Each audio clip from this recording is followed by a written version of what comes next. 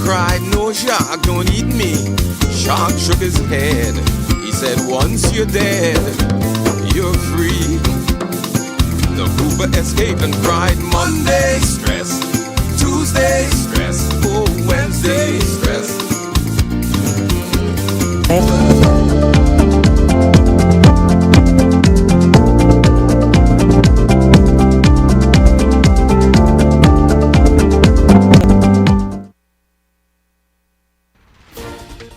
Tonight, government seemingly in defense mode, citing global grid struggles amid local power issues.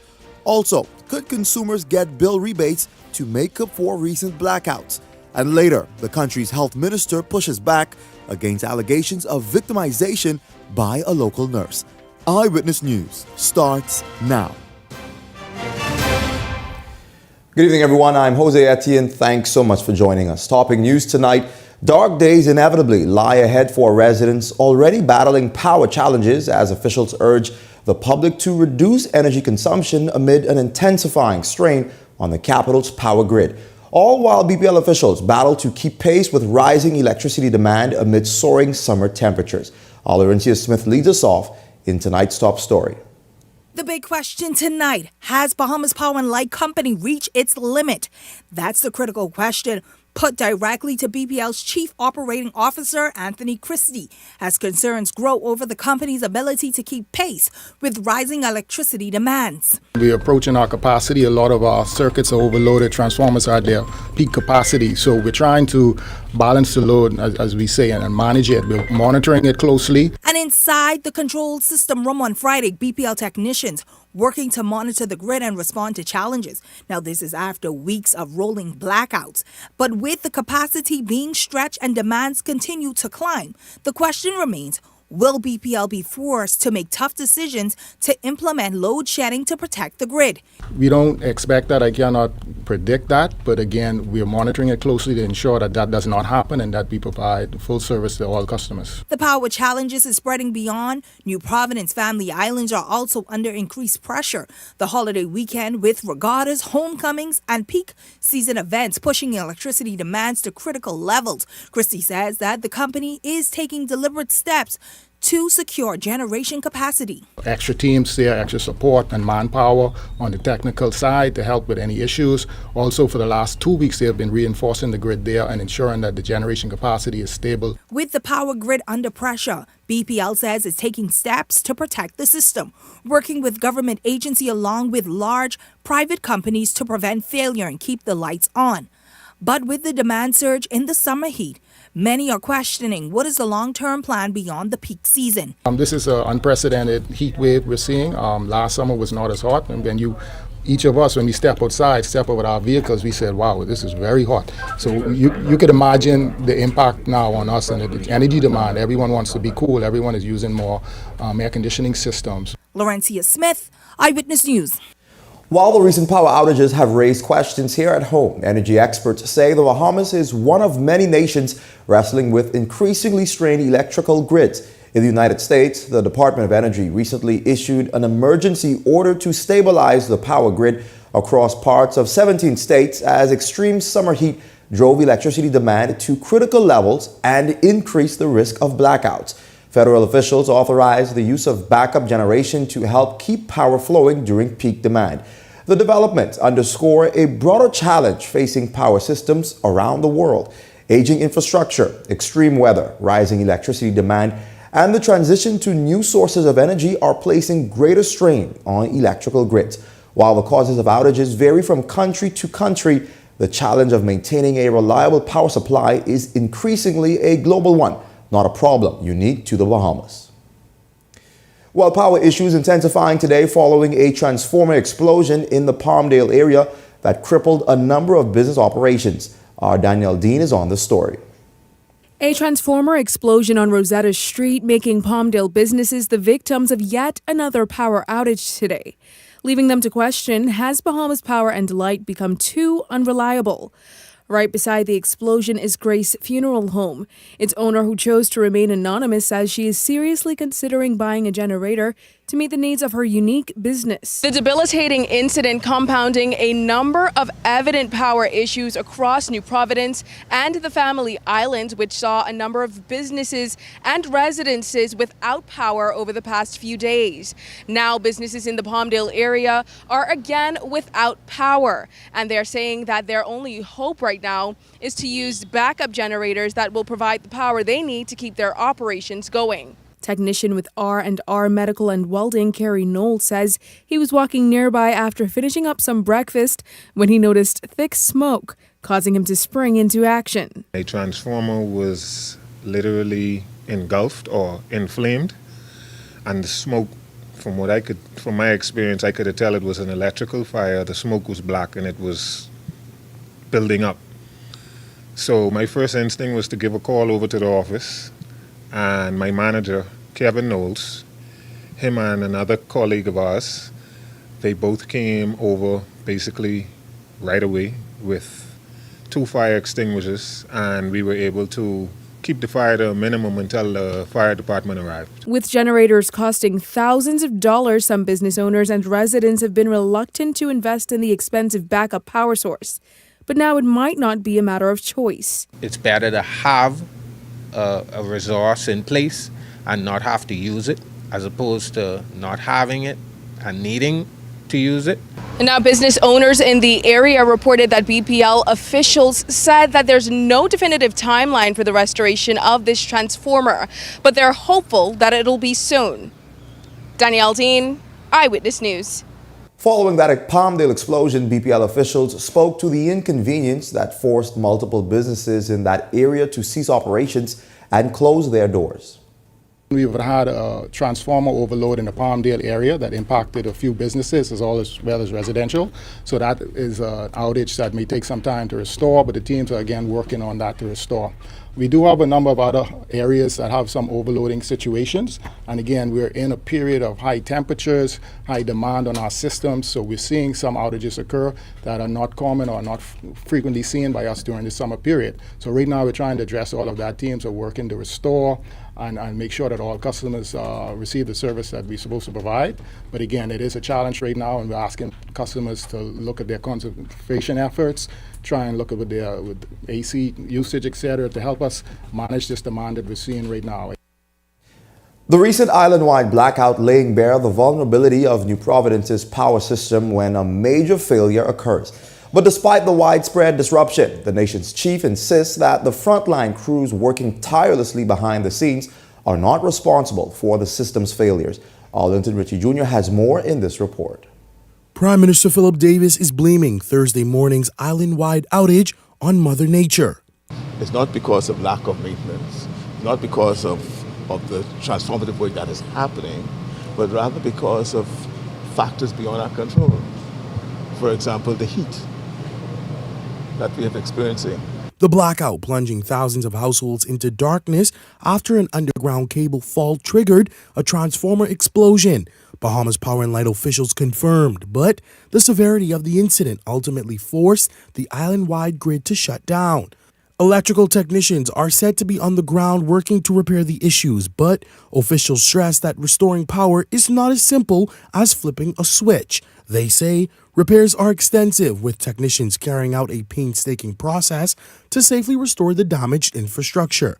Cable's been spliced and cut already, in terms not spliced but cut already, so that we have the ends exposed. And the next step, after we have a team, they're going to lay the conduits in place, and then they're going to start executing the splice. Detailing the extensive damage, BPL Chief Operations Officer Anthony Christie says he's never seen an issue of this magnitude. This cable underground may have had a fault or a condition that once it became overloaded, it would have exploded, or the fault would have became apparent due to the load on it. In this case, what happened, now once that happened, the chain reaction was other cables in that same immediate vicinity would have also faulted. Prime Minister Davis opted not to cast blame, but is instead encouraging Bahamians to extend grace to BPL, making it clear technicians are not at fault. Anything, I won't give any assurances, but I'm working, and we know It was because of acts beyond control. you have a transformer that's blown up because of overheating of underground cables. Was that man's fault? But the burning question, could Bahamians expect more major outages? Linton Ritchie Jr., Eyewitness News. After a summer of repeated power outages leaving thousands of Bahamians without electricity, Prime Minister Philip Davis says government is exploring whether consumers could receive some form of relief on their Bahamas power and light bills. Davis revealed he is in discussion with BPL officials to determine whether a rebate could be offered to customers who have endured prolonged and reoccurring outages across New Providence. I've asked BPL to look at that and they'll see what they can do. Thank you. Now, while the outages have sparked frustration among residents and businesses, the Prime Minister says the Bahamas is not the only country grappling with power supply challenges this summer. Davis pointed to record-breaking temperatures being experienced around the world, saying other countries are also seeing their energy systems come under pressure. If you do your investigative reporting and understand what's happening around the world, you see that the Bahamas is not unique in what is happening with power delivery. But we're not looking at else. We're dealing with our own problems. We're facing those problems, and we are delivering aggressively.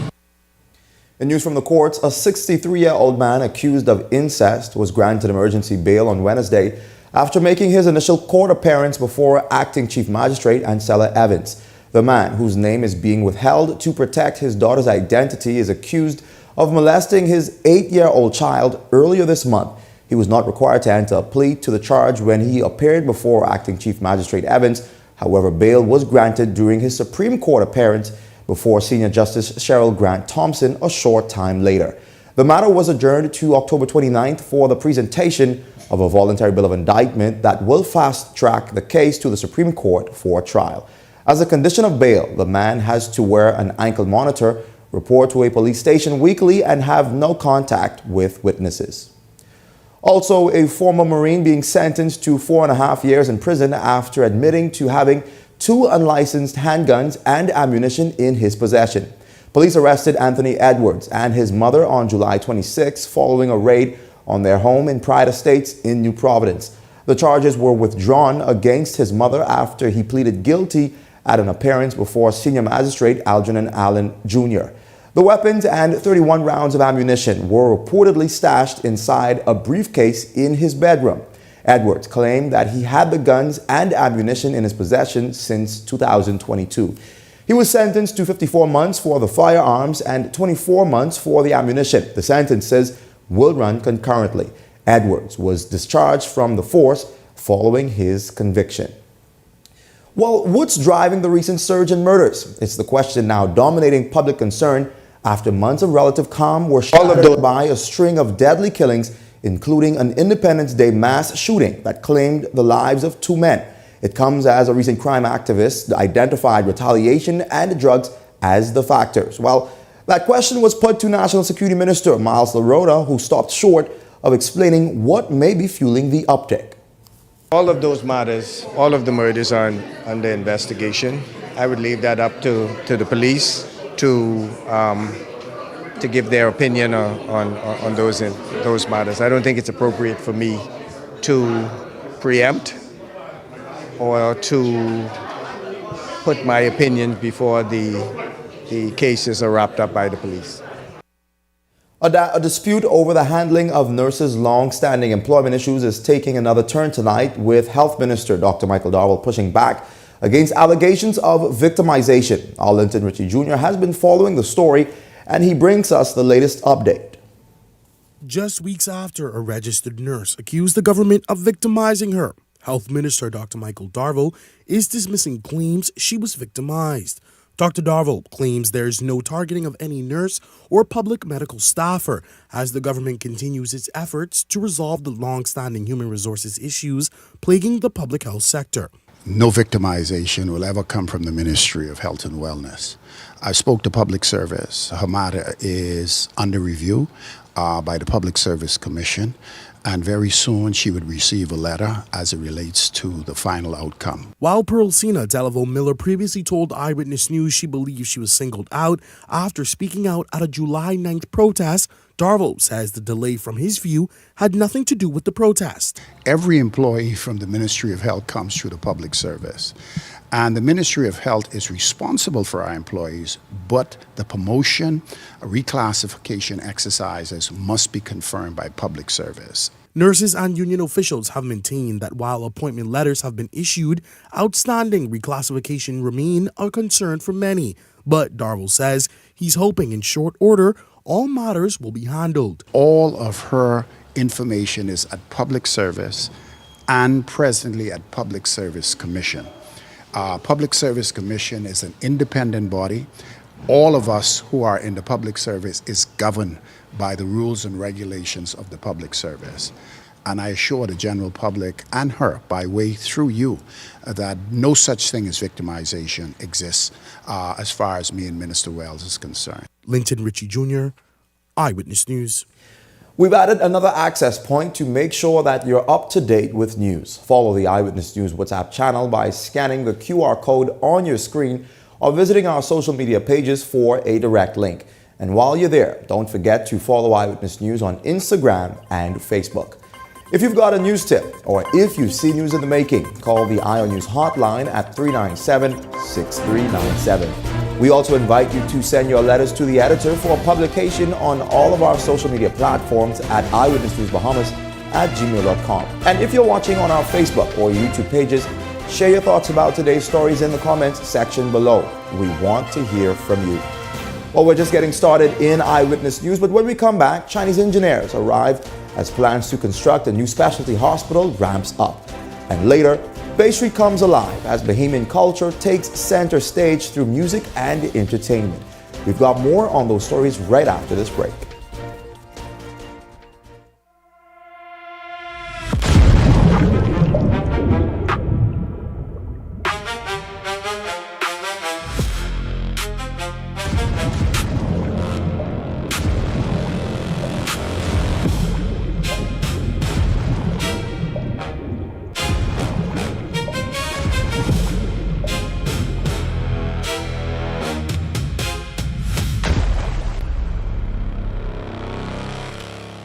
This summer, paradise is calling, and it's closer than you think. Gather your crew and escape to Royal Beach Club Paradise Island. Come relax on Chill Beach, dive into Paradise Pool, or dance all day at Party Cove with unlimited food and drink. Whether it's a family day of friends getaway or the perfect staycation, your best summer memories start right here. So book your summertime in paradise at Royal Beach Club at paradiseisland.com. Welcome to Paradise Premium Foods, where exceptional taste meets everyday convenience. Right in the heart of Hurricane Hole Plaza, whether you're planning a beachside brunch, an intimate dinner, or simply restocking your favorites, we offer only the finest selection of local and imported goods, handpicked for quality, freshness, and flavor. At Paradise Premium Foods, shopping is effortless, service is personal, and every visit feels like a treat. From gourmet meals to go to organic essentials and indulgent treats, this is your neighborhood market elevated. Live well, eat better. Discover Paradise Premium Foods, now open at Hurricane Hole Plaza, Paradise Island. Paradise Premium Foods. Taste the difference. Edenwell has expanded their testing menu. We now offer blood work, drug screening, and so much more. Our hours of operation are Monday to Friday, 7 a.m. to 5 p.m., and Saturday, 8 a.m. to 1 p.m., located on 11 Madera Street. We are here for all of your laboratory needs, with fast and reliable lab work done by our friendly and knowledgeable staff. Let us help you take the needed steps to stay in the know about your health. Let's keep working towards a healthier you. Stay Eden well. This segment of Eyewitness News is brought to you by EV Motors Fleet Sales Division. For 2026 commercial vehicles, call 821-2403 today. Welcome back. Well, here's your Eyewitness News gas tracker. Esso, $6.60. Rubis, $6.87. Shell, $6.75. Well, preparations are moving full steam ahead for the construction of the New Providence Specialty Hospital. Health and Wellness Minister Dr. Michael Darwell says Chinese engineers have now arrived in country, while components for a temporary man camp that will house construction workers are currently en route from China. The 200-bed specialty hospital officially broke ground on April 17th of this year and is expected to cost between $267 million and $285 million. The facility is expected to significantly expand the country's healthcare facility and capacity, providing modern specialty services and helping to reduce the need for Bahamians to seek medical treatment abroad. The final stages of removing the debris is near completion. Our surveyors have already marked their point. Very shortly, you'll see fencing going up to secure the industrial site. Is pleased to report that the components for the man camp is already en route from China and some parts of the Caribbean. And very shortly, the Bahamian people will begin to see more activity at the site. But the site is an active site, and we intend to have that project completed within 36 months. The agreement with China Railway Construction, we indicated that we will have some foreign laborers. These laborers will be located at the site, and so we're putting together accommodations for them. We're also putting accommodation for our owner's rep. We're putting accommodation for immigration, as well as employment opportunities. There'll be a conference room where the Ministry of Education, where the Ministry of Health and the Ministry of Works will have our meetings as we make the final decisions of the approvals necessary to go from one step to the next step. The long-awaited renovations to the kitchen at Princess Margaret Hospital have hit another delay.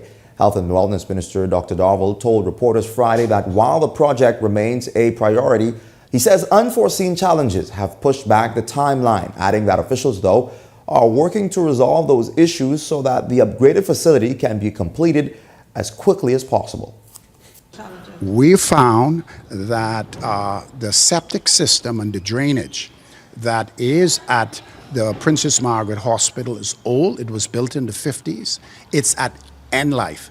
And we have to put in a new system in order for the septic system to work, which drains into Shirley Street. This is a major challenge that we just found. It delayed the rewarding of the contract for the kitchen because we must have a proper septic system in order for the hospital to function effectively.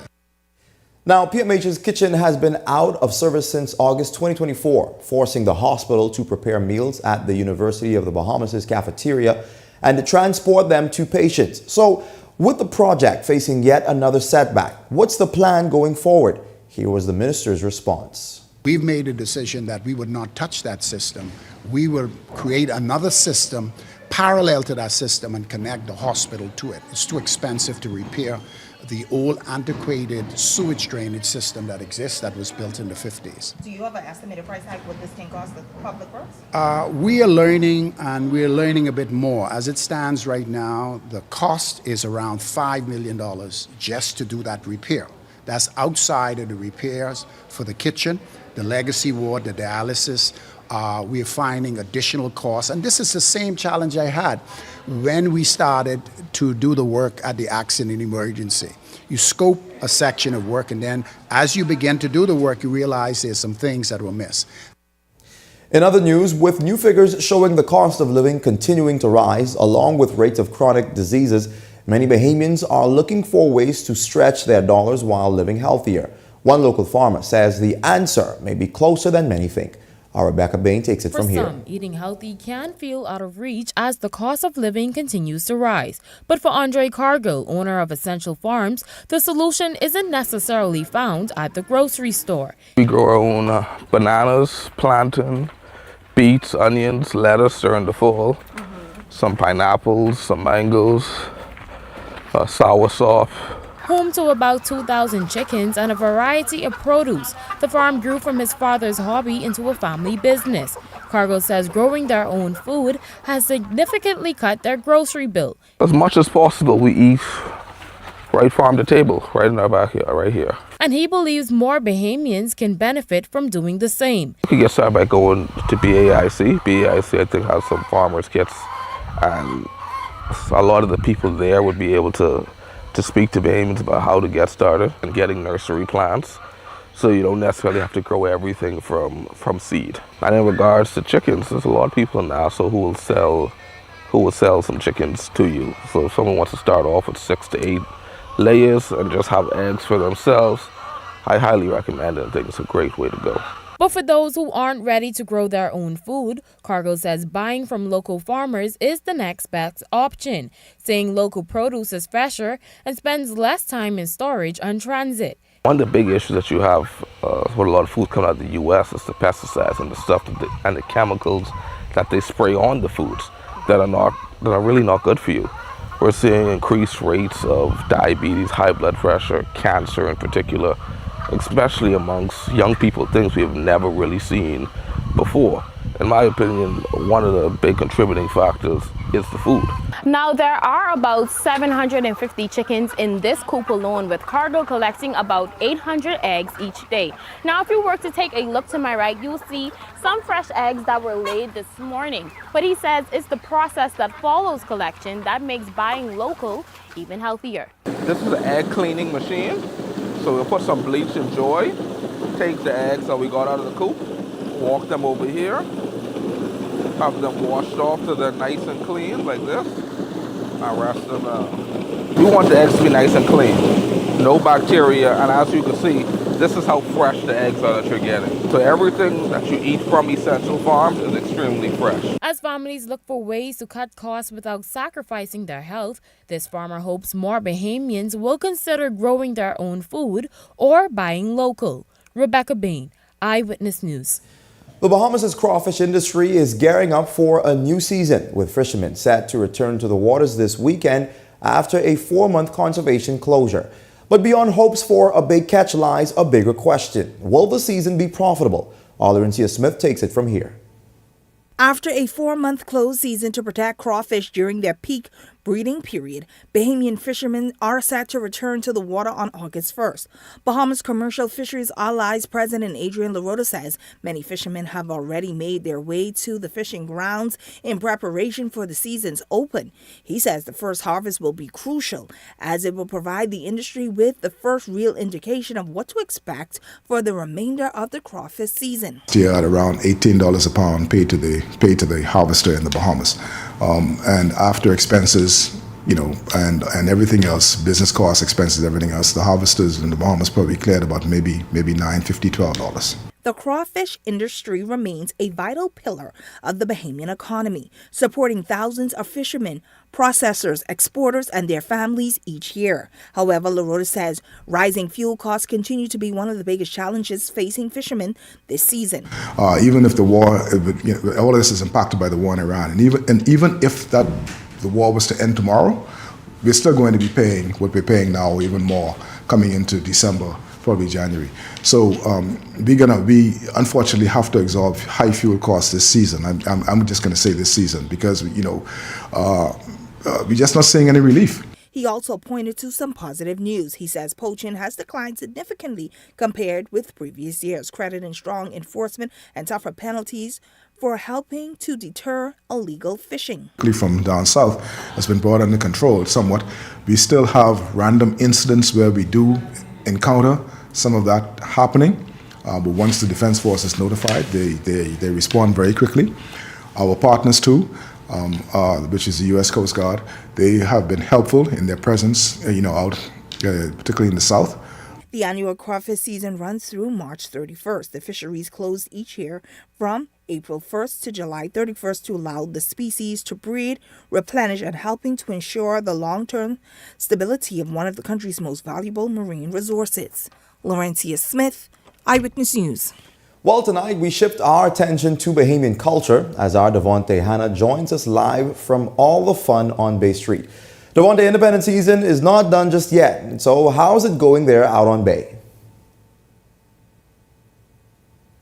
Well, good evening, Jose. I mean, well, since we're celebrating Bahamian Pride tonight, right, I'm going to start this live off by saying, hot go, my brother. We are downtown Bay Street.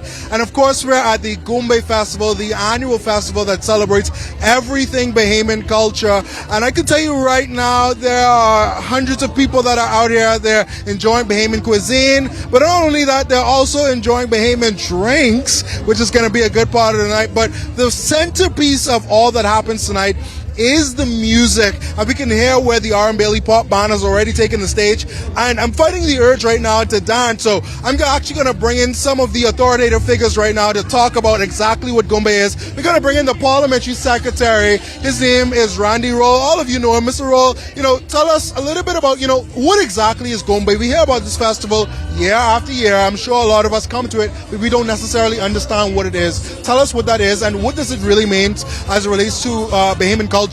Okay, well, Gombe is a display of Bahamian culture, and so it's something that happens yearly now. We've moved it to downtown. I think Nikki Reed and her team has done an excellent job, and we just want to make sure the Bahamians come out, experience, and we get to share it to the world. Many ask if this is something that for tourists. No, it's for Bahamians, that we allow tourists to see what we're all about. And so Gombe it's a very nice time. I just did one in Grand Bahama last night, Bimini the night before, and even in Grand Bahama, it was amazing. So many Bahamians, and they said, listen, we need more. And so I'm going to impose upon Nikki that they give the Bahamian people more. Yep. And we're actually going to bring in Nikki right now. Thank you so much, Mr. Roll. Where Nikki, this has been 3 weeks in the making. I mean, well, not necessarily tonight, but, we've had 3 different festivals. Tonight, we understand, close it all out. What can Bahamians really expect tonight? Why should they make it a mission of theirs to get out the house? I know everybody may be home and the current may be off, but the power's on here, right? Power is on here. And I want to welcome you to Gombe. It is the 3rd week and the final week, and it's going to be major excitement tonight. We have Mama D performing, we have Jammin' Ramin, we have Puzzle, we have D-Mac. I can't tell you all the surprises, but it's going to be a good time. It's the best in Rake and Scrape, the best in our Bahamian culture. But even if you're not really a big fan of Rake and Scrape, and damn you if you're not, but there's also a little bit of extra stuff. Jonkano, Gombe dancers. We have a traditional Gombe rush out. We also going to have Jonkano, but guess what? I think you're a foodie. There's lots of Bahamian food out here. The tourists love it. We know that Bahamians love to eat the best in Bahamian food. Yes. And I mean, just wrap up all of the excitement. Like I said, 3 weeks of doing Gombe. What has been the most exciting moment about this last few weeks? Well, you know what? I really like the idea of how the visitors came through on the cruise ships and from our hotels, and they learned something new about who we are as a people. The Bahamas is a special place, and they got an opportunity just to get a little bit of it, just a little pinch.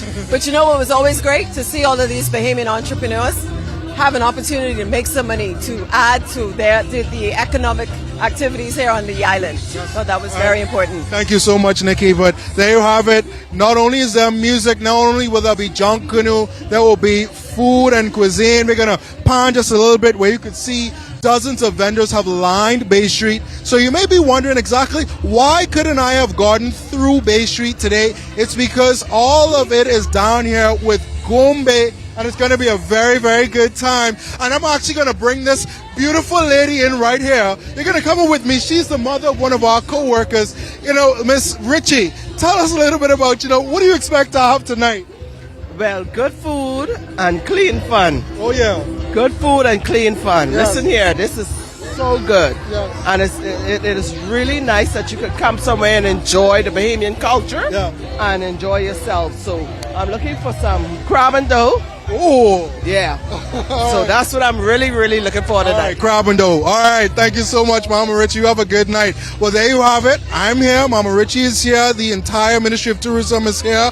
Dozens of Bahamians are here, and even dozens more tourists are here. So if you're not here right now, I can tell you that you're in the wrong place, and you may want to come out to Gombe Summer Festival. Tonight is the last night. As you heard, Avion, Puzzle, and to close the show out is D-Mark, all backed by Shad Calling, the VIPs. It's going to be a fun night. I was here last week, and I can tell you that I had an amazing time. Tonight, I'm going to have an even better time. As you can tell, I'm not going to have on the glasses. I may have on the shades. If you see me, you can hail me, give me a quick one, but we're going to dance and skull tonight, all right? So hopefully, also once you're done with this, you can come down here as well. But from right now on downtown Bay Street, I'm going to send it back to studio on you. We're live from Gombe. Back to you, Jose. Thanks, Devontae, and I just might join you in a few. But still to come in Eyewitness News, vital maternal and newborn supplies donated to strengthen care at PMH. That's coming up, but first, here's a check on tonight's weather forecast.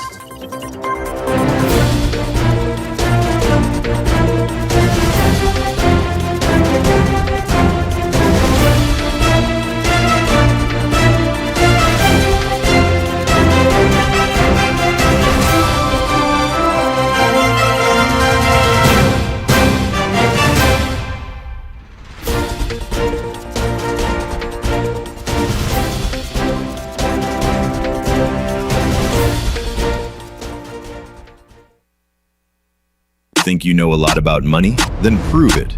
What if one sound could win you big cash? Listen carefully. Then tell us exactly how much money went through the machine. One guess, one sound, one chance to win. Listen, guess, win. It's the sound of money. Brought to you by 103.5 The Beat. Powered by Island Lux Quick 5. Wealth should not only belong to a select few. At InvestStar, we believe the door should be open to everyone. We provide options for planning a better future.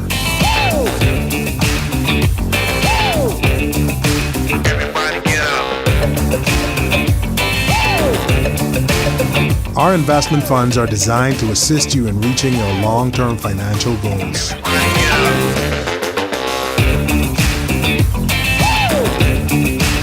Let us show you how.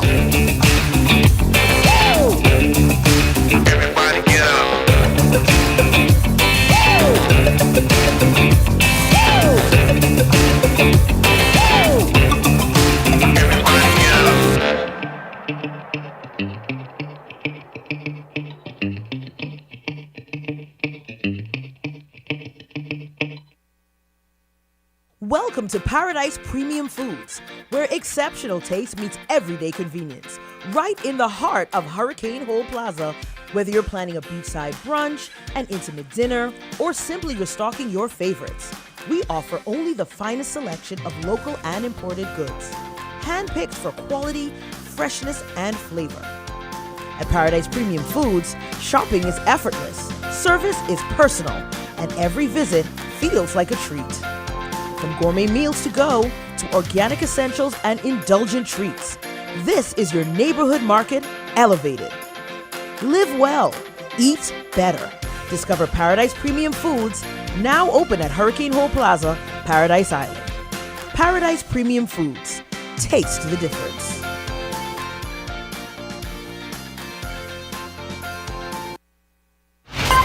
You're watching Eyewitness News. Welcome back once again. The Rotary Club of Old Fort, in partnership with Nassau Agencies Limited, has donated essential maternal and newborn care supplies to the neonatal intensive care and critical care unit at Princess Margaret Hospital. The donation, held on Thursday in observance of Rotary's Maternal and Child Care Month, included 40 packs of preemie and newborn diapers, 40 bottles of sensitive baby body wash, 40 multivitamin packs for mothers, 40 double packs of baby wipers or wipes, and 40 postpartum self-care kits. Each self-care kit contains maternal vitamins, a moisturizing cream, and a one-page care guide outlining the signs of postpartum blues and the steps mothers can take to help support themselves and seek support. Club officials say the initiative followed a needs assessment which identified opportunities to better support for both mothers and newborns receiving care at the hospital. The care packages were formally presented to representatives of PMH and ICCU, the PMH Foundation, and PMH Administration. Representing the Rotary Club of Old Fort were President LaShanta Smith, along with other club executives and members. The club says it remains a committed partner and remains engaged to supporting initiatives that improve the health and well-being of families throughout the Bahamas.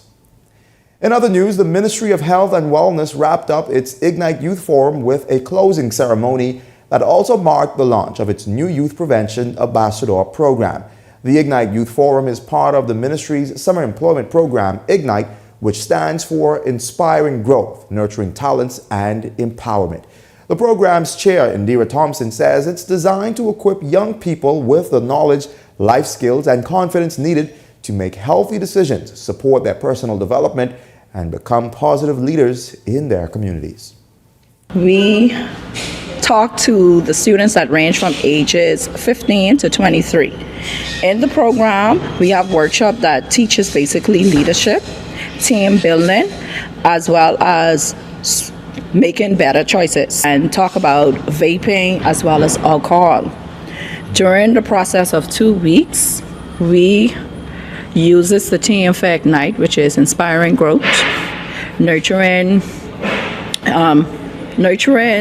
identity, and empowering interacting activities that allow the students to be themselves. It is a no judgment zone, and we just, even though we are talking about social skills and the prevention of not doing illegal activities, we want the children to know that they are for our future. Meanwhile, some 40 students between the ages of 15 and 23 took part in the 2-week Ignite Youth Forum. Participants say the experience left a lasting impact, equipping them with new tools for personal growth and community leadership skills. This program was simply phenomenal.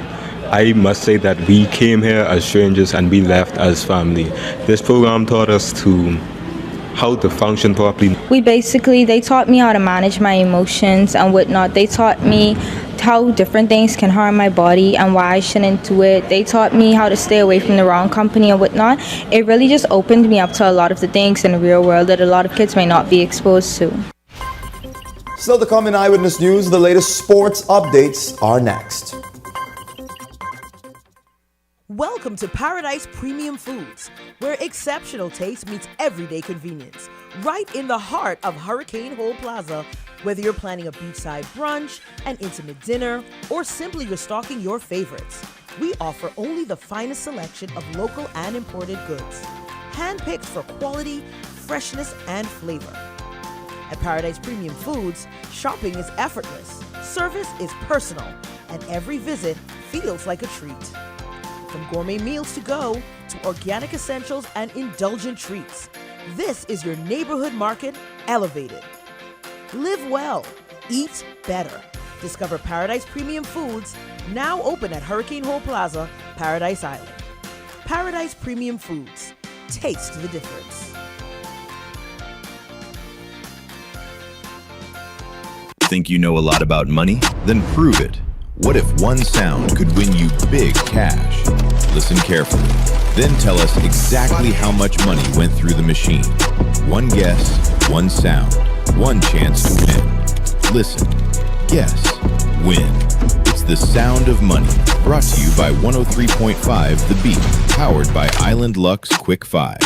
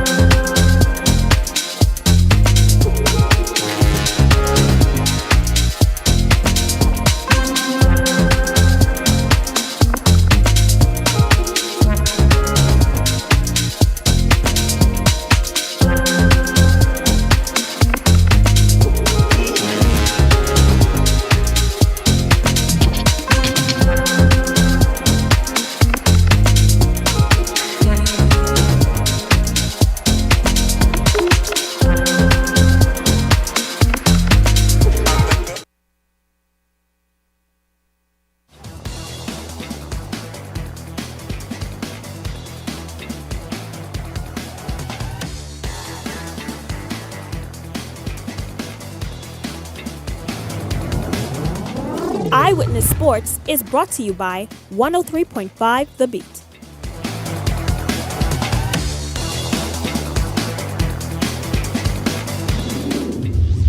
Welcome to another edition of Eyewitness Sports. I'm Laurencia Smith. Thanks for joining us. Kicking things off in our sports roundup tonight, we are in Glasgow with Team Bahamas at the 2026 Commonwealth Games. Devin Charlton once again showing why she's among the world's best hurdlers, capturing gold in the women's 100 meters at the Commonwealth Games.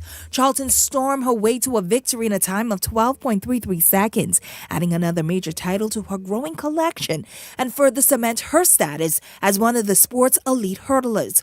On the track as well, Anthony Strawn finished fifth in the women's 200-meter semifinal heats, clocking a time of 23.66 seconds from lane 2.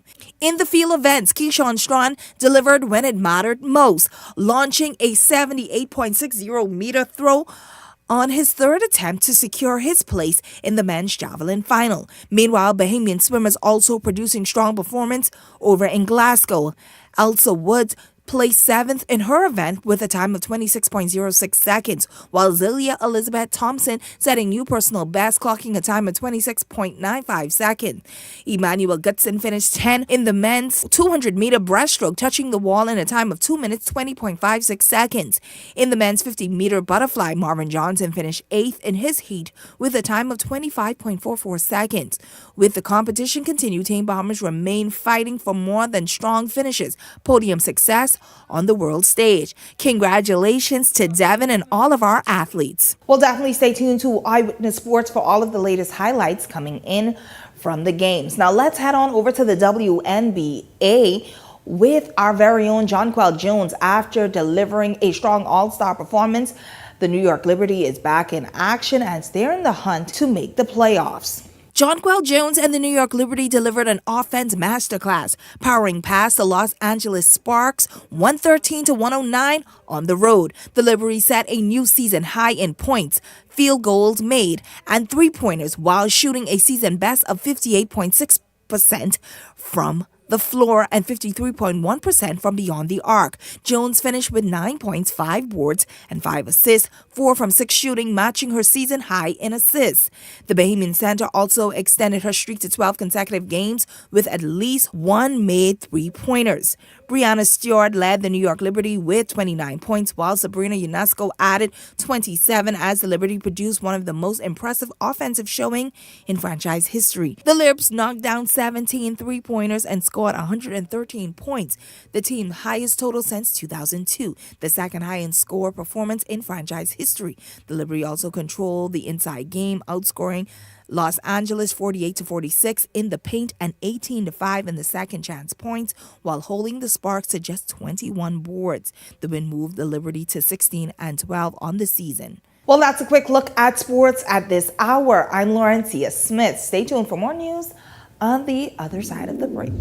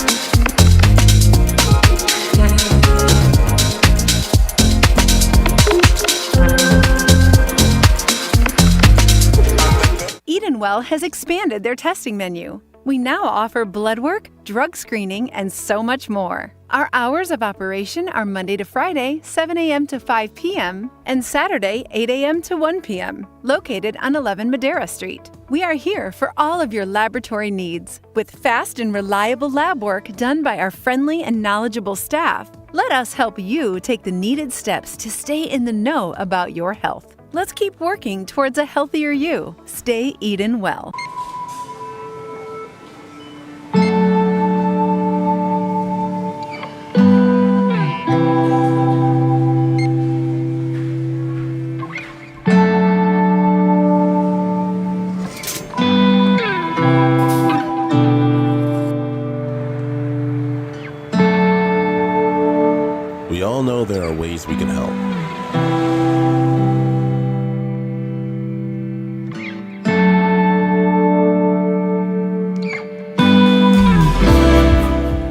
can go even further.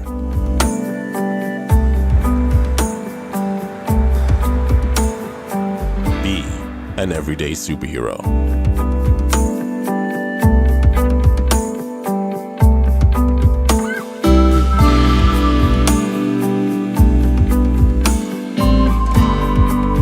Donate to Hands for Hunger.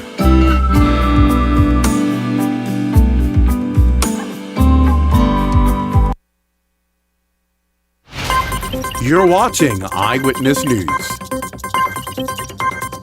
Well, that wraps up news this Friday, and coming up in Beyond the Headlines with Shanique Miller, a closer look at today's stories. That starts right after this. And that does it for us in Eyewitness News. It's certainly been a pleasure having you in our company tonight. On behalf of the entire news team, I'm Jose Etienne, saying goodnight. Edenwell has expanded their testing menu. We now offer blood work, drug screening, and so much more. Our hours of operation are Monday to Friday, 7 a.m. to 5 p.m., and Saturday, 8 a.m. to 1 p.m., located on 11 Madera Street. We are here for all of your laboratory needs, with fast and reliable lab work done by our friendly and knowledgeable staff. Let us help you take the needed steps to stay in the know about your health. Let's keep working towards a healthier you. Stay Eden well.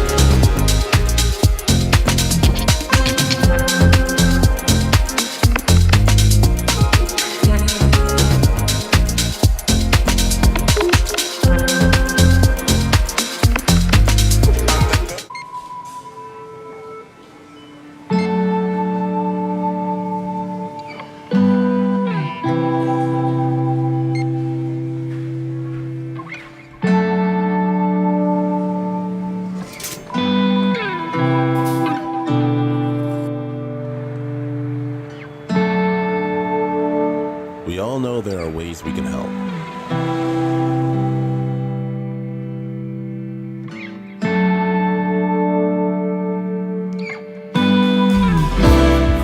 Your help can go even further.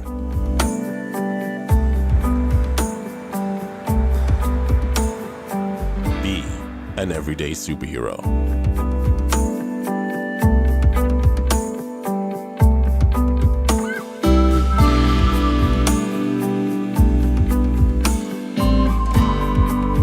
Donate to Hands for Hunger.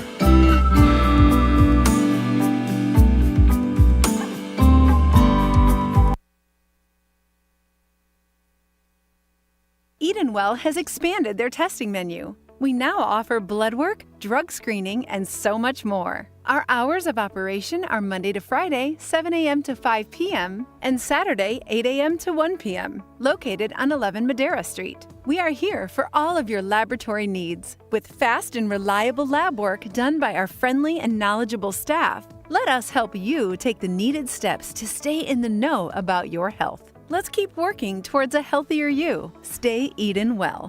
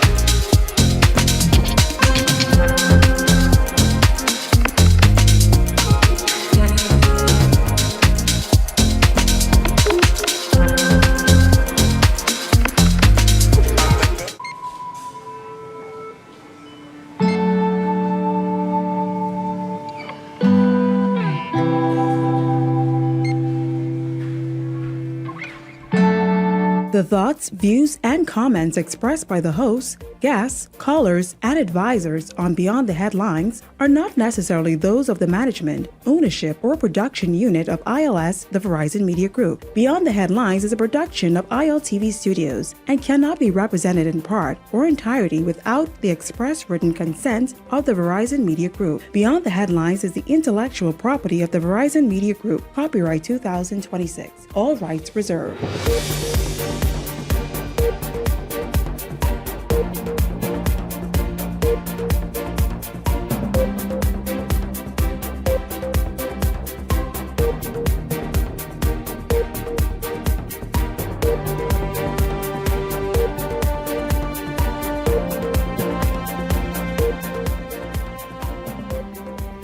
Tonight, those new electricity bills have people talking in light of the latest widespread outage in the capital. Tonight, it's Week in Review Fridays. Another fire, another week, and the fallout that followed as a result. This is Beyond the Headlines, Week in Review Fridays. It's great to have you along this evening. Let's get started. The June electricity bills hit different after the latest outage impacted customers across New Providence Thursday morning, well into the day yesterday. Many businesses were impacted, street lights on the blink, and homeowners quietly contending with the sweltering heat. The fallout went beyond residents and persons operating day-to-day business. Bahamas Air, Water and Sewerage, BTC, too, were all impacted. We begin there this evening. Welcome to Beyond the Headlines. Beyond the Headlines contributors Leslie Miller, Michael Turnquest, and Howard Johnson. Gentlemen, good evening to each of you. This latest island-wide outage happened after a reported explosion and fire at the Blue Hills plant because of an issue with BPL's equipment. Now, we're going to hear from Linton Ritchie Jr. in just a moment, but first I want to kind of bring you all in initially to talk about just what the response was, where you all were, and it went on well into Thursday. What did people say? Well, no, it happened before then. We know that, but we're talking about just what happened overnight on Thursday morning, well into Thursday. Gentlemen, what are people saying to you all? People want to know why the billing system don't break down, like how everything else. That for some reason that keep generating bills, and you see, it's so ironic that they came up with bills, some very astronomical bills one day, and then the next day, not even I guess hours later, power. The whole island is out. It just speaks to. We can't continue, blaming one another. You saw the other day, where the chairman is blaming the former administration. It's 6 years. It's 6 years. This government has been in 6 years. You should find. You told us, energy reform. We keep hearing this same phrase over and over and over again. Come on, man. You can stop. We got to stop messing with the Bahamian people. We need solutions, and not solutions. 2 years from now, we talk about energy reform again. Then something needs to happen now. It's been 6 years. The government has had 6 years. You can't continue blaming, administration things. It's your time. You have to fix it. You got 4 more years. Lord, hope, Lord, we pray to God it don't take that long. But Bahamians need solutions now. Yeah, Shanique, good evening to you. Good evening, Bahamas. Good evening, colleagues. I see on social media there's a lot of noise being made about what happened overnight. A lot of people have been messaging me privately on WhatsApp and even in Facebook Messenger talking about what happened overnight. Some of them, the electricity is not back on yet. Some of them, the electricity came back on about 1 a.m. this morning. And everybody is frustrated. A lot of people are very frustrated, and they are just bewildered and wondering, when are we going to see this relief? When is all of the work? When is all of the infrastructure development? When all of these things that are supposed to tie into this energy reform that Michael was talking about is going to kick in and provide the relief? And finally, this thing about the political football, right? I saw and heard the remarks from the chairman of the PLP. And I just want to remind Mr. Mitchell, in line with what Michael said, sir, we don't want to hear what you have to say about Dwayne Sands. Nobody cares what you have to say about Dwayne Sands. Dwayne Sands is retiring political leadership. The PLP made sure of that. Dwayne Sands was recently beaten as a candidate, and his political party, in his capacity as chairman, one of the leaders of his party, soundly beaten the FNM, okay? So nobody care what you think about Dwayne Sands, what Dwayne Sands have to say. Retiring political leadership can say whatever they want to say. You are current governmental leadership. We are looking to you and your government, 2 terms, resounding wins in 2021 and 2026. We ain't care about Dwayne Sands no more. Y'all then beat them. We want to know what you all are going to do to resolve these problems. And if you don't stop Mr. Mitchell, see here, this would be our field. What is that, Howard? You see? This a belt. It should have been it should be a cow cock, but this a belt. Yes. This a belt. Yes. This would be our field. I got one home. I got one on. These are really some difficult times for people in New Providence. I mean, last night it was very, very horrific with the heat. You know, I kid on it last week when I said that every weekend our BC is giving the weight losers a freebie by letting them stretch for about 6 hours. But this thing is unbearable. Somehow, the combination of persons or entities surrounding BC now has become unbearable because no one is taking any blame for it. Well, Leslie, it's funny you said that. I want to ask you because, and see, you were former chairman of BPL. You were former, you were former government minister. You are a veteran politician. I'm going to read a few bits of what people have to say, but I'll tell you this. When Bahamians or when anybody is uncomfortable and gets angry, then they start to make demands and ask questions. Among them, it says, at this point, it may also be necessary to consider, these are just messages coming in to be on the headlines, to consider leadership change at BPL because the lack of accountability and ownership of this crisis is difficult to ignore. Leslie? You know, listen, people are upset. They have a right to be upset. My daughter called me at 3 o'clock this morning. Said, Daddy, I hurt. I said, but you're the only one. The whole damn night. So during the club, you know. These things happen. I think what has happened, I keep telling you all, and you all keep overlooking it, especially the former chairman who was here on our show one night. A 30 megawatt engine went out about 2.5 years ago. It was never replaced. A brand new engine that was about 2 years old on 2 other small engines was never bought online. But the issue I don't think is on the generation side. It seems as though a lot of the issues that are now occurring are happening on the distribution side. It is. Which I think, you know, the capacity in terms of generation, it seems to be there.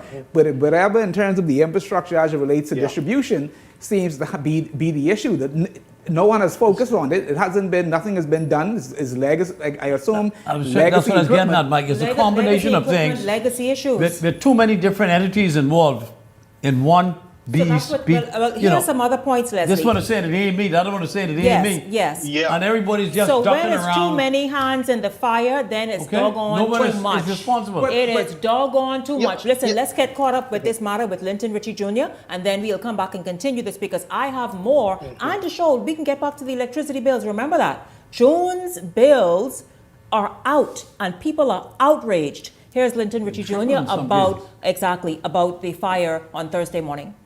Good evening, Jose. That's right. Joining you live here from the Bahamas Power and Light Blue Hill Road Power Substation, where this facility was at the center of last night's blackout that sends the nation capital into darkness. Now, just a few moments ago, we had the opportunity to take a tour of the facility where that explosion occurred with Prime Minister Philip Davis. It was way beyond further down here at the Blue Road Power Substation. Of course, we had to put on helmets and vests to go to that spot, but now we're back at the front. But during that walkabout, Prime Minister Davis assessed the damage with BPL officials. Of course, they revealed that a transformer exploded as a result of an underground cable fault. Now, currently, right now, I can tell you that beyond from where we are standing, there are persons who are doing their hard work to, of course, repair that underground cable. We learned that it would take about some 8 to 10 hours, and during that time, there will still be some blackouts in different pockets of New Providence. But let's take a look back as to what took place last night.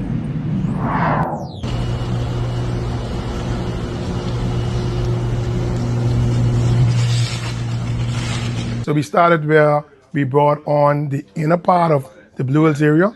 We then moved to the east and then the south. And now we're dealing with the central and the western part of New Providence. So all in all, we can't just click a switch and have the light back on. Sparks and flames erupting from Bahamas Power and Light's Blue Hill primary substation, plunging New Providence into hours of darkness overnight as thick black smoke billowed into the sky. For thousands of residents, the first signs of electricity did not return until nearly 7 a.m. Director of Planning, Engineering and Facilities at BPL, Kevin Gilbert, says officials acted as soon as the fire was extinguished. As a result of the fault on the 15 MVA transformer, the breaker did not close, so that fault went back to our generating stations, which caused the blackout here in New Providence. That area had to be properly isolated from the system. We had to make sure that our personnel who went out there to inspect the scene was safe. Initial investigations indicated that an underground cable fault resulted in the explosion of a 15 MVA transformer leading to the blackout. In a statement, Minister of Energy Jobeth Colby Davis revealed that due to the failure, technicians saw it as a must to, quote, immediately isolate critical equipment to protect personnel and the wider electricity system. That decision sending the nation's capital to darkness. Describing power restoration following the island-wide blackout as the most technically demanding operations, officials say units had to be brought on in a controlled sequence. Why? To manage electrical loads to prevent further failures. The system has to come on incrementally. So once we do that, we start to look at various parts of the system that we can bring on from a safety aspect. Hoping to ease the sweat off of Bahamians and bring electricity back into their homes, BPL staffers reportedly worked through the night, and while operations are continuing, officials are asking for grace. We apologize for any inconvenience caused, but at this point in time, like I said, we've been working from about 2 o'clock this morning trying to get the system up and running, and our aim is to make sure we please you, our customers. So bear with us as we continue to do what we need to do. Now, of course, Jose, we had the opportunity to question the Prime Minister and Bahamas Power and Light officials as to how sure the Bahamian people can be that following this cable being repaired, we cannot see any more blackouts for the summer. Of course, officials say that they do not want to make any promises, but they're doing their best to ensure that this repair to that underground cable, of course, will not be a result as to what we saw happened here last night into this morning. Now, of course, we did also question Prime Minister Davis about could consumers of Bahamas Power and Light see some type of adjustment to their bills as a result of the many blackouts experienced so far this summer. He said that he is in conversation with BPL officials on that matter, and he's hoping to bring an announcement to the Bahamian public soon. Now, of course, reporting live here from the Bahamas Power and Light Blue Hill Road substation, I'm Linton Ritchie Jr., sending it back to you at the desk. Jose. Welcome, of course, gentlemen, back here now. We saw, of course, exactly the official response from BPL, what took place as something with some trip that happened underground and caused this explosion, caused this fire. We know that BPL, Leslie, you have said it, and maybe rightly so, because we saw this week as well, a worker was electrocuted on the island of Abaco. So, and BPL's workers, linesmen, are reluctant to work on live wires, as you said. Yeah. And so we heard that, but let me get in and to some comments from others. Again, just numerous comments coming in to be on the headlines. Why has BPL had a monopoly over us for 40 plus years? Why is Sun Oil been given the sole fuel provider for over 20 years? Why do residents continue to experience significant monthly shocks? Month after month, there was some easement at the beginning of the year, but now my bill, again, these are messages coming in to be on the headlines, is nearly $1,000. Eric, pull up that bill and let me hear a response from the gentleman here, the panel here.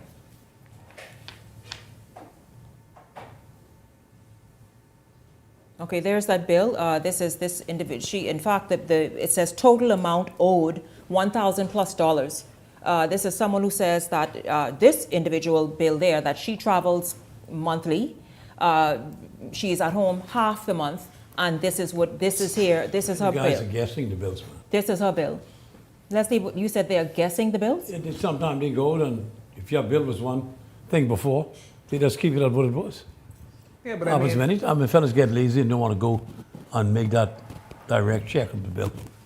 You know? And you gotta also pay attention to the fuel surcharge as it fuel relates surcharge. to They question, you know people have what questioned that yeah. as It's well. on your bill twice. That's what, and The that fuel is exactly surcharge what is on they your bill pointed twice. out. Yeah, but one They is at pointed one this is out. at 0.17, I think, and the other is at 0.24, depending on your usage. If it's under 800 kilowatts, you know, it's a set rate. The second one is by far the larger. Exactly, but you know when you look I don't at know what the hell in that the is. past when we hedged the fuel, it was at 0.10. I mean that's a big difference. 0.10, 0.20, that's double. And you know they say be in this for the long haul because who knows if as the cost of fuel go up, if it continues to go up, that rate will continue to rise. And what you see what we're seeing this month in terms of for June, that'll be a joke to what you may be seeing July, August. So I mean, you know, it's a Yeah, so Shanique, the interesting thing is about what you said before we went to the break is that everybody wants to take credit when something good happens or when there's a big announcement or something comes on stream. And then, like Leslie is saying, whenever something breaks down or we have an apocalyptic situation like this, nobody wants to take responsibility and everybody want to point fingers at somebody else. We are tired of that. We are sick and tired of that. You want credit, you got to take the blame too. Credit and criticism go hand in hand, two sides of the same coin. And then I noticed with interest something else that Mr. Mitchell said in his comments. He said we have the best brains and muscles working on this. Okay, well, I hone in on several things when you say you have the best brains and muscle. That means they getting paid good, right? If you get the best brains and muscle, that means they making good money.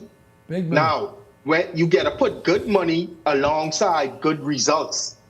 So if people getting paid the big dollars and they get these big consultant titles and director of this and this expert and this specialist and the money is there to reflect their roles, well, we need to see the outcomes being improvements to the grid, improvements to distribution, improvements to transmission, whatever it is. We need to see improvements in line with what people are getting paid for.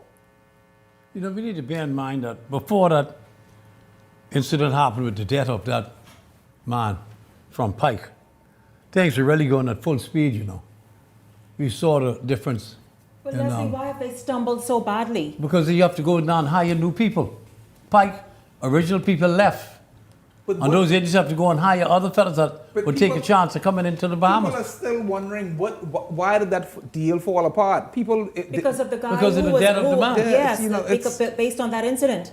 But You know, why? they But how left. has BPL stumbled so? It's just BPL just like You you don't can't see catch Pike itself. trucks around the streets no No, more. no, you don't. Okay. The reality is, I understand the minister is on vacation or has been on vacation. I But mean, you got a hard election. No, rightly so. No, Yeah, but let her take vacation. She couldn't predict. Man, they got to keep the lights. No, any one of them to take vacation. My thing is exactly because It has to do where with is the damn boycotts. Forget BPL? the Where is minister. BPL's executives and Yes. where is its workers? Because Exactly. you cannot sit back now and make $30,000 and $50,000 over time and ain't putting in the real 50, time. 50 is a joke. As much as 100,000 a year. Yeah. Overtime. Yeah. Yeah, You overtime. We can't just let we can't say the Minister of Energy No, the Minister is responsible for it. We can't put all the blame on her. But you know, Nothing to do with her. but sometimes One second, gotta Michael. be Let Howard. Yeah, so everybody got their own responsibility. What I'm saying relative to Miss Colby Davis is you can't expect to be out there front and center She does her job. when it's a big announcement. Do your job, but you can't be out there front and center and then you shy away when the criticism comes. Now, I was really happy to see that she was right on point with communicating to the public very early this morning. And that's good. That's not a sweeping commendation to her because that should be the norm. The standard should be that you communicate effectively and quickly Howard with is people. good that she communicated excellent and I she said is that, she yes, like any other absolutely, because person we is deserving criticized of her a that before, vacation. but But she's not how like many she- times yes. have we had enough of hearing some excuse about BPL? This problem has Seriously. been around before Jovette Colby Davis This is a decades-old problem. What I'm saying, So though, don't we have blame had that to Peter enough politics. of the news Yes. releases, of the Yes. explanations. Yes. Enough. But Shanique, Yes. the issue, it goes back to your boards and it goes back to the special interests, because this is something that, and you can, let's look at all across the board, all governments. This is something that when you don't allow, I'll I guess fight for the executives, because when you don't allow the executives to do their job and you allow boards to do certain things but they're not making the right decisions, No, whether it be... BC board has little input as to how BC is run, because the board is really not a board that's... So I guess the that question knows then is BC at who is all. making the decisions when it's time to purchase new equipment, the right equipment, whether it be solely equipment, equipment Again, that because it's so fragmented, it causes problems. And it's overlapping. I have my interest, you have your interest, I have another interest, and those three interests got to come together with BEC at the center, the core, to say X, Y, and Z is going to operate in this fashion. So it's because still, nobody's taking responsibility. Right, and it's not in the best interest of us, the Bahamian people, because we are the ones that feel the pain every day. Listen, we are the ones who dog on dripping with sweat 2, 3, 4 in the morning and can't and wondering what really is going on. BPL, understand. I don't know where you all were on Thursday morning, well into the afternoon, and many people still had to grapple with power outages well into the afternoon. But I can tell you this, and I don't care where you all were. Y'all are hired, and the executives and the industry insiders to go and make this energy reform happen. And in the meanwhile that's happening, to keep the power on. Yeah. That's just inexcusable. Listen, there's no disruption. There's no disruption to their salaries. In their bank accounts. I guess the family no disruption. They got to be laughing at us now. That now you all see what we go through.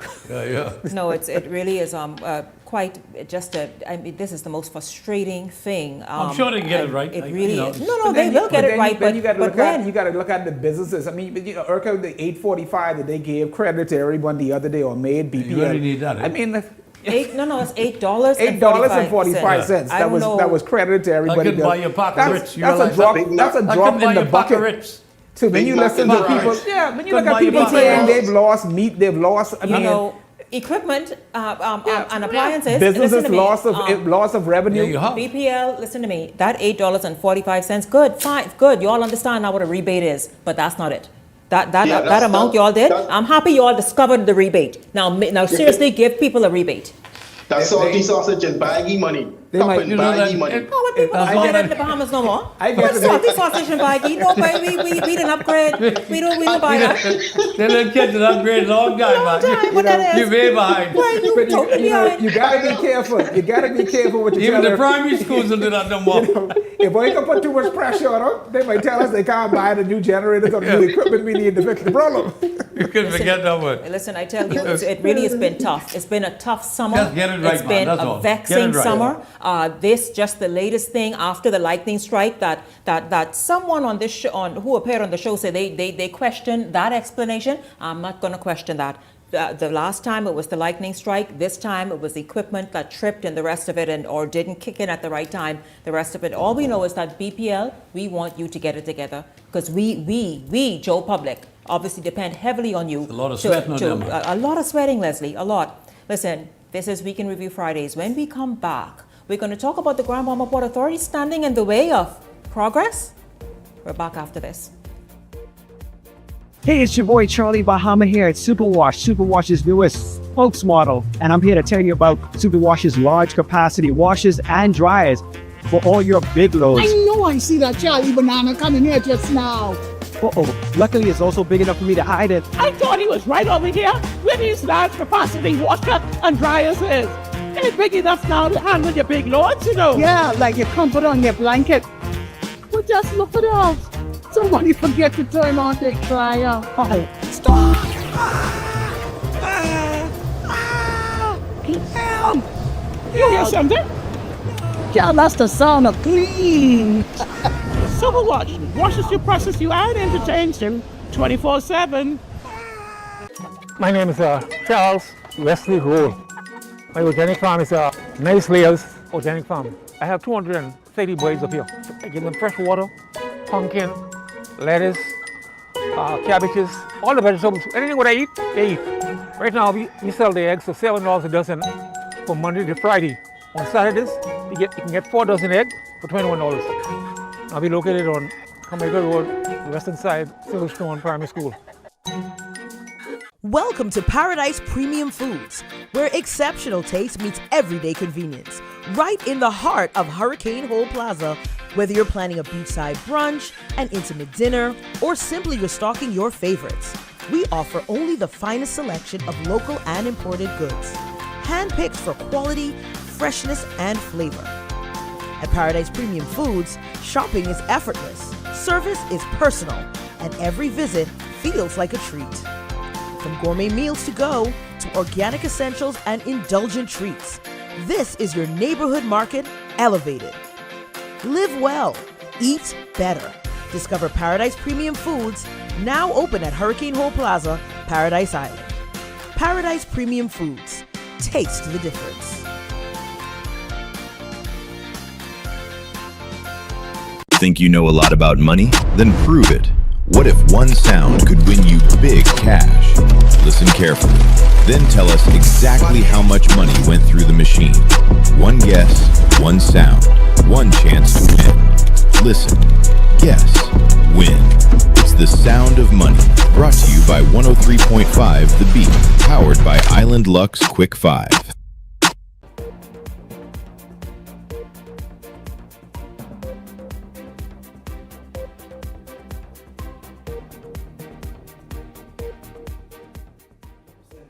Welcome back to Beyond the Headlines. It's great to have you all tuned in. It is Week in Review Fridays. I know you all excited here in the studio. Ellington Ferguson? Yes. Okay, let's just move forward. Let's just kind of revisit some other headline-making stories this week. You all know, welcome back, by the way, panelists, Leslie Miller, Michael Turnquest, and Howard Johnson. This week, a lot was made about the Grand Bahama Port Authority making the decision to stop the demolition project from, I forgot the name of that company. It was a private project. Yes, yeah. Absolutely. They paid roughly $22 million. Well, what is it, Howard? The guy front, eh? Bahamas Land and Waterways. Yes, yes. Yeah. That group paid about $22 million for the Port Lucaya marketplace, and now they want to begin the process of modernizing it and getting improving the whole area, because it's been allowed to just become derelict over the years. Your thoughts, because some people are saying Port Authority, this is what Grand Bahama needs and wants to be able to move forward and to get the economy really rebounding as it's already began to do. Why stand in the way of this? Shanique, this, in most, places, you want, I guess you call it law and order and things follow the right process. But, one thing I've noticed every time it comes up in terms of with the Port Authority or to do with Grand Bahama, the bureaucracy in terms of what you have, the hooplas that you have to drum through, sometimes I think that's a turn off for investors, especially for an economy that needs that economic boost, since like decades ago. And I think maybe it's time now for either the Port Authority or for the government, for both of them to sit down to see how can they whether remove some of the red tape, allow some business, some new commerce to come in, and allow people to operate rather than, all the bureaucracy that they have to go through, with whether it be the port, whether it be the government. I think it's just a little too much for any investor at this time. Yeah, well, Shanique, in the news story that I read about this and what I saw on TV, they were talking about Mr. Delancey, I think his name is, the managing director of Bahamas Land and Waterways. He said that, when he went to the Port Authority, to the inspectors, he said that they were doing demolition and they issued an order for repairs. And so that is what led to this shutdown, right? Now, my thing is, I don't know how things work there, but I know here, when I deal with business and the small business, I'm a partner in, whenever we have to deal with any government agencies, and you have to issue orders and these kind of things for us to know what we can and cannot do, I'm not leaving your office without a copy of the order. So I just can't wrap my brain around the fact that Mr. Delancey said in his comments that he explicitly told them this order, we need the order for demolition. And when they came to shut down, the order was for repairs. Why don't you have to leave with your order If you want demolition and you're going to has to say demolish that, these yes. structures, I'm not leaving your government agency without my copy of the requisite paperwork to say what I am going to do. So when I go on my site, I am doing what I have to do. You know, I think And that's perplexing to me. Not taken up for the Port Authority, but you know, under the Hawksbill Creek Agreement was signed in, I think, 1953 or 56. The Port Authority has certain powers invested in them. They are responsible for the day-to-day running of Grand Bahama Freeport exclusively on some areas now that's associated with it. But with the greatest respect, the gentleman that had that contract, he is there in the forefront, I think with a German investor in the background. I don't know what fight they would have had with the Port Authority prior to what they're doing, but obviously they had some problems before. So they pushed this black fellow there to do what he got to do. He's the face of the project. Now, his idea is that they're going to demolish everything.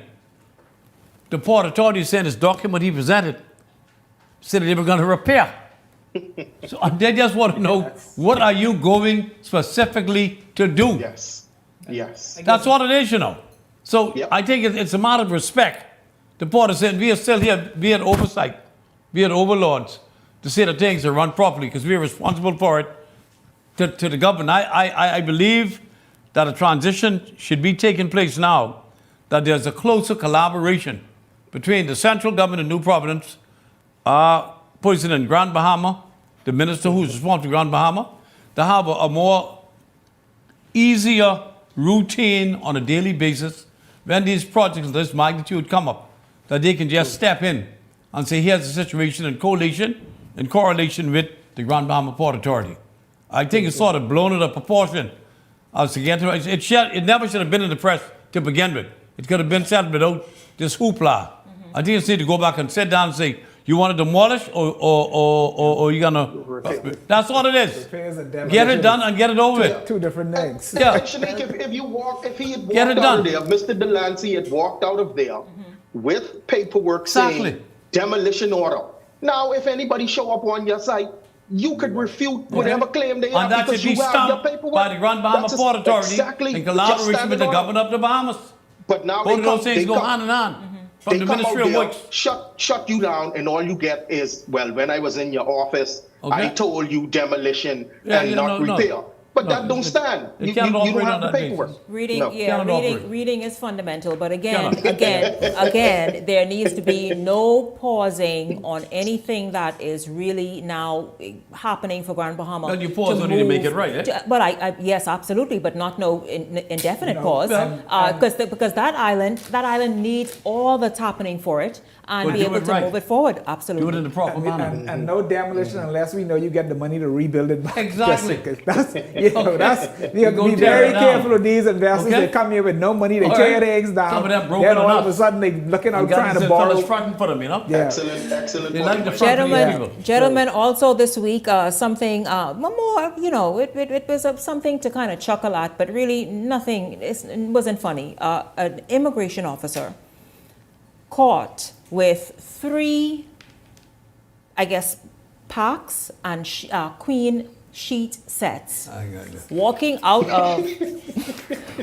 of Kelly's with 3 queen sheet sets, did not pay, and the security walked by the security, and he, of course, was caught for that. A gentleman, we kind of made light of it, but it's like, what's happening in the Bahamas when, and certain people have certain habits. So therefore, it don't have to be an indication of anything. It's just the fact that they sometimes feel, can I get away with this?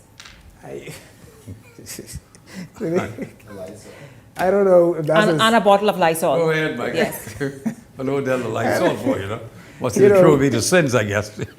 I mean, I don't think that's his first time either. But I can only think somebody promised him something. And he took... This is a grown man. We can only assume that was going to be taken home, eh? But I believe that one of them people who you would have dealt with before, who was here illegally, might have put that there to make your brother look bad. Eh? Chief, I'm with you. I with the brother. I'm with the brother. I just want to tell you, I'm with the brother. I'm You with the sure? brother. I'm with the brother. So why take 3 sets? I don't know. They maybe had to give Three one queen to sets. one Yeah. chicks, but I still with the brother. Egyptian You cotton know? too. I'm with the brother. Yeah, I guess- man. Minimum 1,000 trade count. Minimum Egyptian But 1,000. this 1,000 tread count No, is a joke. no, You yes. go up to 6,000 tread count. Well, he probably, who knows? So Who that's knows the what he- cheapest one. Yeah. The thing is, son doesn't weight nothing. So the fella was taking something So that's the that cut- had little value. that's the side- The that's woman the might side- make him take it back. No, man, that's for the Okay. side. That's for the side. That's what I say. Yeah, So the that's brother, what- trying to do his best. Chief, I bet you. Yeah. I tell you, He's gentlemen. innocent until proven guilty. The boy can't get I that's tell all you, he can yeah, do. yeah, One no, of the no, Jamaican y'all y'all would on the support him, night Mr. shift Y'all last would support him, yes. Don't But say I, y'all. y'all, You started it. Leslie, I was backing you yeah, up. no, Leslie, I really thought you at Don't least put would me have on been in the front. middle. Yeah, but gentlemen, I thank you all very much. It's been a week. Thank you all so much for you all for being here all week long, and of course, being on top of all these big stories for this week. But don't go anywhere, because when we come back, we're going to get caught up in the next segment on what's happening in Exuma. Remember the Rosewood project? So we're going to get caught up on an update on that. We're back after this. Edenwell has expanded their testing menu. We now offer blood work, drug screening, and so much more. Our hours of operation are Monday to Friday, 7 a.m. to 5 p.m., and Saturday, 8 a.m. to 1 p.m., located on 11 Madera Street. We are here for all of your laboratory needs, with fast and reliable lab work done by our friendly and knowledgeable staff. Let us help you take the needed steps to stay in the know about your health. Let's keep working towards a healthier you. Stay Eden well.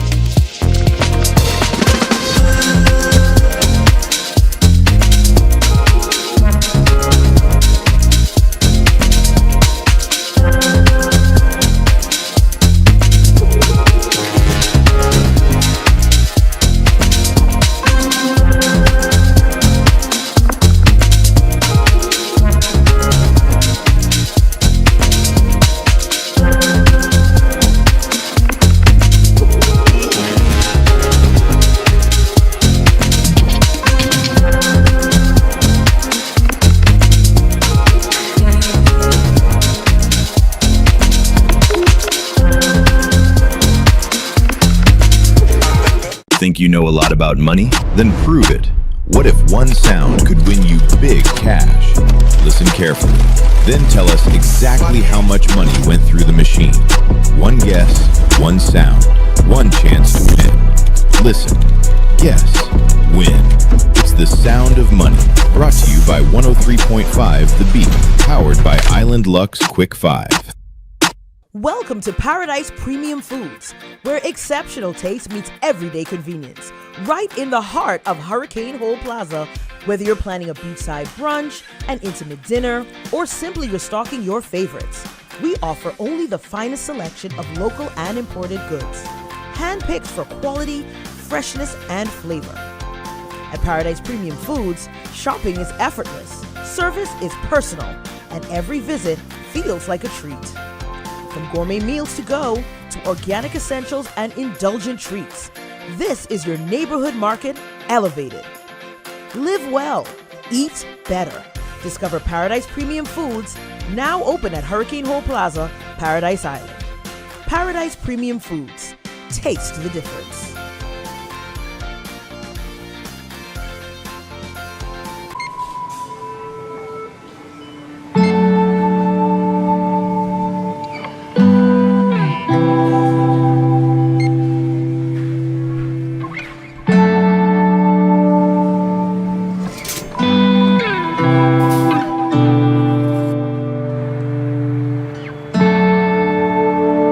We all know there are ways we can help.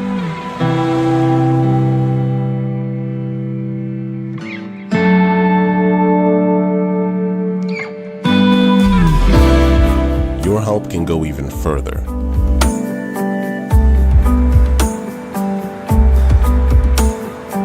Be an everyday superhero.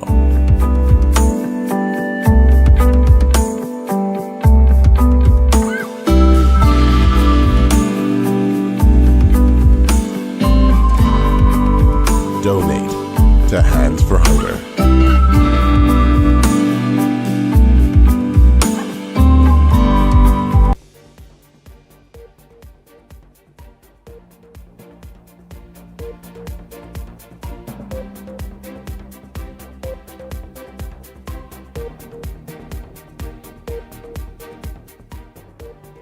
Welcome back to Beyond the Headlines. Good to have you all continuing to tune in this Friday evening. Now, you all remember just before the election, I think 30 or so workers from the Turtle Grass project in Exuma at Samson Key were fired, basically. And since then, those men have been looking for a job, looking for answers, needing answers. Well, this week, in fact, he just returned yesterday from Black Point, Exuma. Mandel Miller, I know you have been following the Rosewood project. You've been following, obviously, keeping up as well with the Exuma workers and community, and just Black Point in particular, and what their interest in ensuring this project moves forward. But you come bearing great news in terms of many of those who were fired. Well, the phenomenal thing about what residents said that occurred is that they reached out to Rosewood in an attempt to get their community center going that was dormant for some 7 years or so. And almost immediately, Integra responded to them favorably and was able to hire a group of guys and get them going on the community center. I spoke with the vice president of the association, one of the Black Point community associations yesterday, and she said to me, Mandel, this community center has been dormant for some 7 years or so, and to get this going and plus get some of our guys hired and on the job site and was amazing for us. And to see yesterday, I went to the job site at the community center and had an interaction with some of the guys there, and to see the excitement on them. And so for me, as we talk about some of the things that Nassau is experiencing, I got an opportunity to see glee on these guys' face in the community, and to see that they're putting their hard-earned efforts into building their community, and to have a partner like Integra and others that are assisting them. Mm-hmm. They talked about the fact that although Integra has agreed to assist, they're not in charge of the project, and they get the free will to do. So Integra has given the residents of Black Point charge over seeing about a community center that's going to service the community. Right down to the vice president of the association said, Mandel, I even told Integra, don't give us no money. Just you pay the guys, and said this opportunity for them is phenomenal. Said, and they reached out to many others, but more than that, the residents that brought me into Black Point yesterday was more about understanding that as we hear about this saga, this is much grander than Integra, Turtle Grass, or any other foreign investor, and that the residents of Black Point is who have been developing Black Point. Well, they have, but let's talk for a moment, because I want to hear about the mood on Black Point, the fact that these men who had families and have been used to earning an income, all of that have been just stopped abruptly, and now they are working again. What's their mood? What did some of them say to you? Well, directly, there was another gentleman I ran into who worked at Turtle Grass and was one of the 53 that was subsequently let go. He was working on another project that's ongoing on the island, and again expressed excitement for having so many other things that are ongoing that they can commit their time and efforts to. In some instances, I heard some of the guys said, well, Mandel, some of them ain't want to work.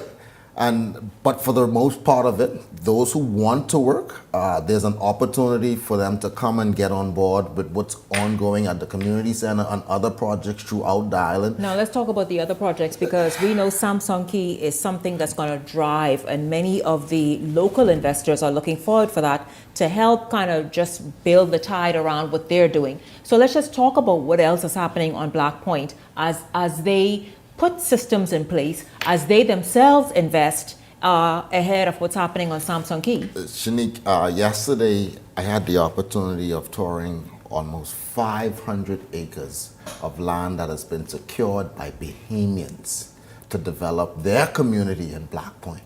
to the point that it literally moved me to tears to see the hard work that these residents and families had put into the development of their community, right down to the current airport that's developing, was a part of their master conceptual plans some 15, 20 years ago.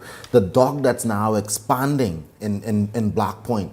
One of the residents said, when that dock project took off recently, it felt like years of advocacy for things that they knew in the community that they would need, certain infrastructure to truly get their community to be what they wanted it as locals, are happening. And so for them, it's not just about the foreign investments that are happening in the region, but more so about we as Bahamians now taking part of the ownership that's available, and they want as many people to see it in Black Point and see what we can do as Bahamians when we own a piece of this tourism pie. Listen to me. What I see taking, the renaissance in Bahamian tourism that I see taking place in Black Point, and the opportunity for the average Black Bahamian or average Bahamian like me and you, Joe Blow. I talking about where we see guys here in Nassau owning rental companies. You got fellas in Black Point owning hotels. I talking about young guys with licensed hotels. Whether or not they're gonna expand eventually one day to some mega conglomerate or not, but these are young fellas, middle-aged men who are up in their 70s as far as saying, Mandel, this is an opportunity for us to realize dreams that we had from children picking cocoa plum inside these bushes here in Black Point. And so for me, they're having their homecoming and regatta this weekend, Shanique. I was told to tell you specifically that they have set aside enough accommodations that once Shanique Miller reached there, you don't need for nothing. They thank you for assisting them and providing your platform as best as possible for them to tell their story. But more so, they want to encourage everybody to come down this weekend to their homecoming and regatta. I heard that Black Point is going to sink. And so I'm headed back down. First flight in the morning, I headed back, Shanique. And I can't, I'm sorry, I got to say it. Normally I would go to Inagua, which is my hometown, but I can go to Inagua next year. The people in Black Point tell me, Mandel, if you don't come back, then we disowning you. And Who are some of the actors that stand out to you in terms of making investments in the local economy of Black Point? The most outstanding one for me was a gentleman that I met yesterday by the name of David Allen. Allen Smith. Jacob Allen Smith, his name is. The gentleman is 70 years old, Shanique, and like I said, I toured nearly 500 acres of Bahamian land that this man has been working on for decades, to the point where he said in about 2 months' time, Mandel, this one is going to be turnkey. I'm just waiting on the fridge, and I'm talking about breathtaking views. This man took me to a beach with a villa yesterday, Shanique, with a proposed infinity pool to go down into the natural flora of the land. I talking about was breathtaking. When I saw it, I said, my goodness, I want to take off my clothes and go to sleep. This is beautiful and tranquil. How does he feel about the brand new airport that's I guess nearing completion there? Excited. And as you said, the new dock facility that's being built. How does he feel about those things when it comes to how it's going to benefit his investments? I'll tell you what was amazing for me. On his journey of showing me around and telling me certain things, I was like believing in what he was saying. But when he was done with just showing me around, he took me to his office and showed me his conceptual plans that he had drawn up some 20 years ago. That includes the current airport today, the dock expansion, and far more other expansions throughout the Black Point community. So much that there are residents within Black Point today, local residents that own homes, that had it not been for the work that he has invested over the last 15 to 20 years, they would not be able to build their home, because he is one of the only individuals that have provided roads throughout the community. Because he had a much grander vision for the community over the years in terms of touristic development and what they as a community can achieve. Shanique, I say it's breathtaking. Every other family island community in the Commonwealth of our country needs to model what's happening down there in Black Point. It gave me hope for what I would love to see happen in Matthew Town, where I'm from. And I'm going to remain committed to working with those people because, again, It is high time that we as a people get to own our product because we are the greatest asset of it. Good. It's really good to see and good to hear. And so, Mandel, back to Integra. What is the dollar amount or the investment in that community center to bring about just sort of that togetherness and that family that already exists on Black Point, but through that community center? I have attempted to get to find out that number because I said, that's something I would want to know. Everybody would want to know that. But I've been told that for Integra, it's not about the dollar amount, but it's about fulfilling the needs of the community. And as for what the dollar amount is, they say they don't care. They just want to get it done and have it as a gift to Black Point. Exactly. That sounds really good. Mandel, it's good to get this I'll update. tell you, the vice president said to me yesterday, Mandel, it's rare that you find people who say, what else can I do?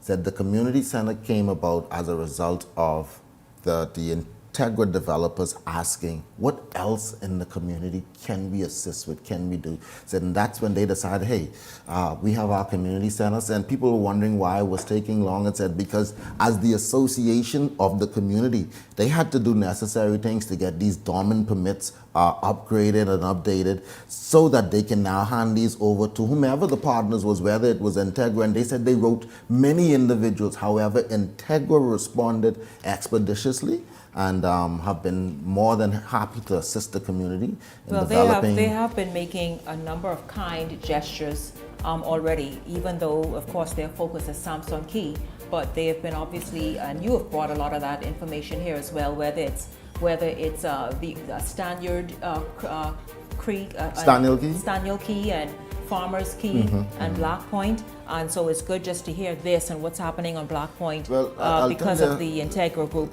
Mandel, as we wrap up. The residents in Black Point said that they could care less what happens because they're not here to choose sides. They're here to choose what's best for their community. And the more the merrier. The reality is they say, nobody could carry nothing, and Black Point is on the move. And so they encourage, whether it's Rosewood, Turtle Grass, Stingray City, or any other thing, to get on board and let's go. They're not about choosing sides. Mandel Miller, thank you very, very much. Good to hear what's happening and taking shape in Black Point Exuma. It's all about Black Point this weekend, Shanique. Of course, the Exumas. And hey, have fun. Send pictures. Thank you all very, very much. Of course, it's good to have you all tuned in all week. I enjoyed having you along, and I look forward to seeing you right back here on Tuesday. Remember, Monday is a holiday. And so for the entire Beyond the Headlines team, I'm Shanique Miller. Make it a blessed and a safe holiday weekend, everyone.